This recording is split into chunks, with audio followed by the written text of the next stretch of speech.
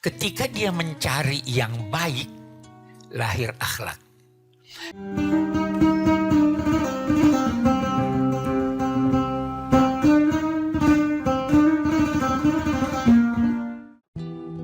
Salah satu yang paling populer adalah agama itu lahir karena rasa takut. Itu ada dari satu sisi ada benarnya. Semakin tua orang semakin beragama, ya enggak? Kenapa dia beragama? Takut mati. Semakin dekat ujian, mahasiswa semakin rajin sholat. Ya, takut tidak lulus. Itu benar, ada benarnya itu. Rasa takut mendorong orang lantas mendekat pada Tuhan. Tetapi kalaupun itu benar, sebenarnya ada sesuatu yang lebih dalam dari rasa takut. Ini pandangan sekian banyak pakar Islam. Dia cerita begini, mari kita lihat lahirnya agama. Saya mau berpagi-pagi berkata, di sorga ada agama atau tidak? Tidak ada lagi agama di sorga. Tidak wajib Anda sholat, tidak wajib. Itu untuk di dunia memelihara Anda. Di sorga tidak wajib. Kalau ada orang mengucapkan Alhamdulillah, ada orang mengabdi pada Allah dan sebagainya, bukan taklif, bukan wajib. Tapi dorongan dari dalam karena merasa senang dengan itu. Waktu Adam berada di sorga, kita mari bertanya.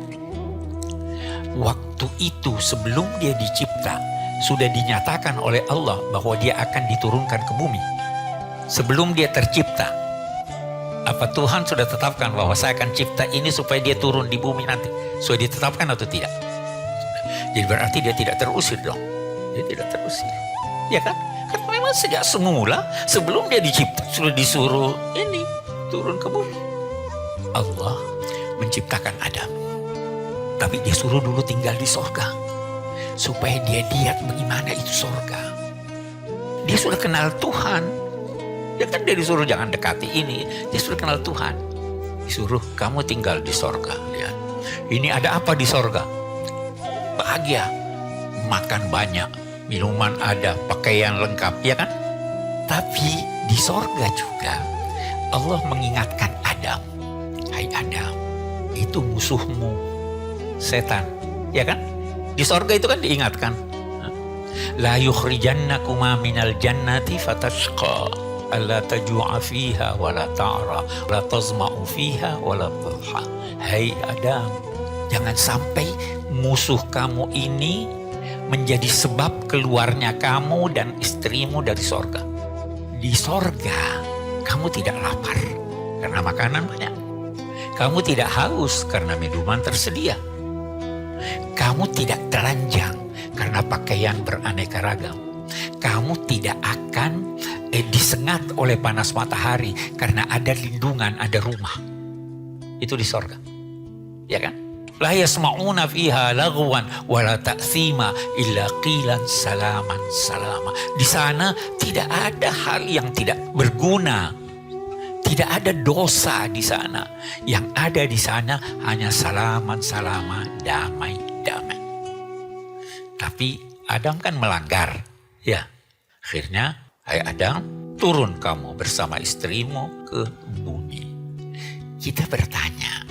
Kita lihat ini filosofinya pandangan Islam yang sangat berbeda dengan pandangan Kristen. Bagaimana itu? Allah menetapkan Adam tinggal di sorga.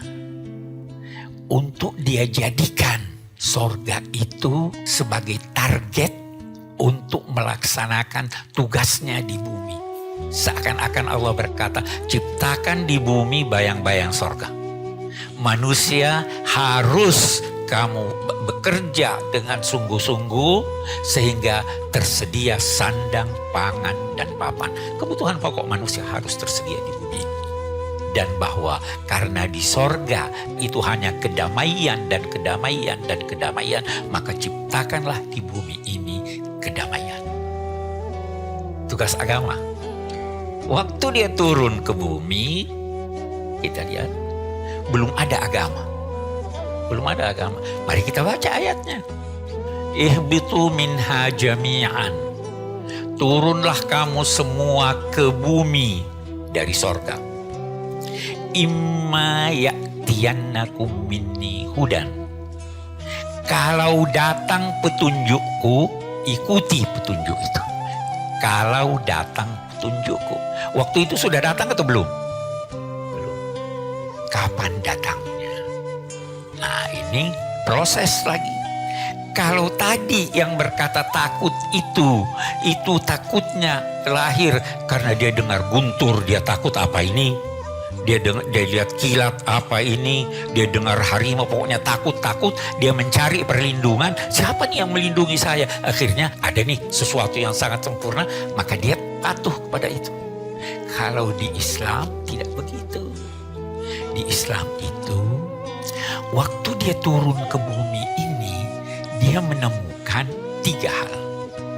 Yang pertama yang dia temukan kebenaran. Semuanya dia lihat benar. Boleh jadi kita beri ilustrasi kira-kira. Boleh jadi dia jalan keringatan dia. Bercucuran keringatnya. Dia lihat kok ada alis ya. Kenapa ada alis ini? Sehingga keringat tidak kena mata. Ada kelopak mata. Ini benar. Ya kan? Semua dia lihat benar. Yang dia temukan kebenaran. Yang kedua yang dia temukan kebaikan. Dia jalan kepanasan, ada angin sepoi. Aduh, enaknya. Baik benar angin ini. Dia jalan kehausan, dia temukan telaga air. Ya, minum. Aduh, baik benar ini. Temukan kebaikan. Yang ketiga dia temukan adalah keindahan. Memandang ke langit. Saya beri ilustrasi. Aduh, indahnya itu bintang-bintang. Melihat matahari terbenam, indahnya. Matahari terbit. Indahnya, melihat mawar, melihat indahnya semua ini. Nah, waktu dia menemukan ini semua, dia dapati semua berkekurangan atau tidak langgeng. Mawar indah kan? Tapi tidak lama layu. Ada durinya lagi. Bintang bagus, hilang. Maka dia mencari apa yang paling baik, paling benar, paling indah, dan langgeng. Ketika dia mencari yang baik, lahir akhlak. Ketika dia mencari atau mengekspresikan yang indah, lahir seni. Ketika dia mencari yang benar, lahir ilmu. Hai, cari ilmu. Berbuat baiklah supaya berakhlak. Tampillah dengan indah supaya kamu menemukan. Ketika itu dia menemukan Allah dan dia mulai berhubungan dengan Allah. Dan ketika itu juga dia teringat masa-masa indah ketika dia berada di sorga. Beragama dia mencari yang baik, yang benar, yang indah. Tercipta peradaban. Allah kan menghendaki adanya peradaban di permukaan bumi ini. Ja'ilun fil ardi khalifah. Bangun peradaban yang terdiri dari 3 hal itu. Peradaban itu. Tetapi ini yang kita mau tambahkan lagi. Manusia ini terdiri dari jasmani dan rohani. Ya. Rohaninya itu terdiri dari akal dan jiwa. Dengan akalnya dia berpikir, dia lihat, oh ini ada ini. Pada akhirnya dia berkata, oh itu pasti ada Tuhan. Dengan rohnya dia rindu kepada Tuhan. Dia rindu. Maka dalam keberagamaannya, dia menggunakan akalnya sekaligus dia rindu kepada Tuhan. Itu ada Jalaluddin Ar-Rumi itu pernah berkata begini. Sebenarnya manusia dengan rohnya itu seperti seruling bambu. Bunyi seruling bambu itu dia gambarkan seperti orang menangis. Kenapa dia menangis? Dia rindu ke asalnya.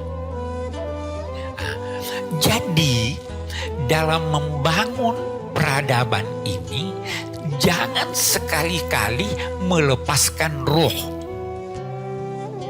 Nah, yang ada sekarang, peradaban sekarang itu terlepas dari roh.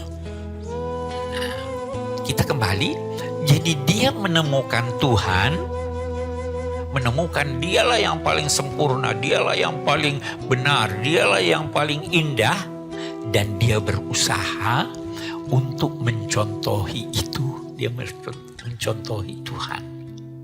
Jadi beragama itu adalah upaya mencontohi sifat-sifat